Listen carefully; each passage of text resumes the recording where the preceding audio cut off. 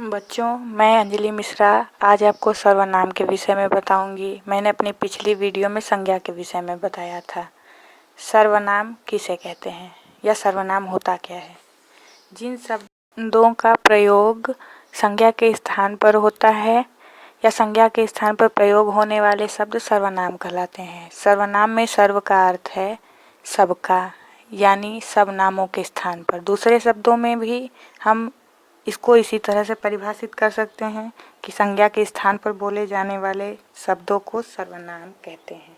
सर्वनाम के भेद। सर्वनाम के मुख्यतः 6 भेद होते हैं: पुरुषवाचक सर्वनाम, निश्चयवाचक सर्वनाम, अनिश्चयवाचक सर्वनाम, संबंधवाचक सर्वनाम, प्रश्नवाचक सर्वनाम, निजवाचक सर्वनाम। पुरुषवाचक सर्वनाम: जो सर्वनाम शब्द बोलने वाले, सुनने वाले अथवा जिसके विषय में कहा जाए का बोध कराते हैं उन्हें पुरुषवाचक सर्वनाम कहते हैं, जैसे मैं, तुम, वह आदि। पुरुषवाचक सर्वनाम के 3 प्रकार होते हैं: उत्तम पुरुषवाचक सर्वनाम, मध्यम पुरुषवाचक सर्वनाम, अन्य पुरुषवाचक सर्वनाम। और इसके कुछ उदाहरण भी। निश्चयवाचक सर्वनाम: जो सर्वनाम शब्द किसी निश्चित व्यक्ति या वस्तु की ओर निश्चय पूर्वक संकेत करते हैं उन्हें निश्चयवाचक सर्वनाम कहते हैं, जैसे वह, ये, इसी इत्यादि। अनिश्चयवाचक सर्वनाम: जो सर्वनाम शब्द किसी निश्चित वस्तु, व्यक्ति या घटना का बोध नहीं कराते उन्हें अनिश्चयवाचक सर्वनाम कहते हैं, अर्थात ये निश्चयवाचक सर्वनाम के उल्टा होते हैं। उदाहरण: कुछ, कोई, किसी इत्यादि। संबंधवाचक सर्वनाम: जो सर्वनाम शब्द वाक्य में आए दूसरे सर्वनाम शब्दों के साथ अपना संबंध स्थापित करते हैं वे संबंधवाचक सर्वनाम कहलाते हैं, जैसे जैसा, वैसा, जिसने, वह इत्यादि।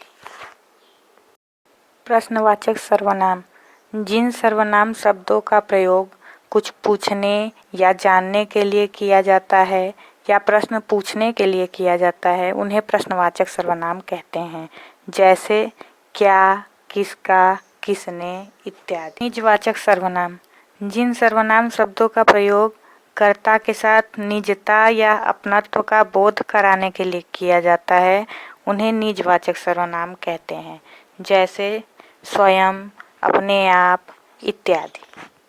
पाठ के आधार पर हम कुछ प्रश्नों को समझते हैं और बच्चों अपनी कॉपी में इसे नोट कर लो। सर्वनाम के कितने प्रकार हैं? 7, 5, 6 या 4। संज्ञा के स्थान पर प्रयुक्त होने वाले शब्द को क्या कहते हैं? क्रिया, विशेषण, सर्वनाम या अव्यय। यह वह सर्वनाम शब्द है निजवाचक, निश्चयवाचक, संबंधवाचक या प्रश्नवाचक। मध्यम पुरुष बताएं: हम, वह, वे या तुम। इनमें अनिश्चयवाचक सर्वनाम कौन सा है? कोई, जो, कौन या वह। निश्चयवाचक सर्वनाम कौन सा है? कौन, कुछ, क्या या यह। निम्न में से निजवाचक सर्वनाम शब्द हैं: आप, तुम, हम या वह। जो सो सर्वनाम शब्द है निजवाचक, संबंधवाचक, पुरुषवाचक या प्रश्नवाचक। मैं, हम किस प्रकार का सर्वनाम है?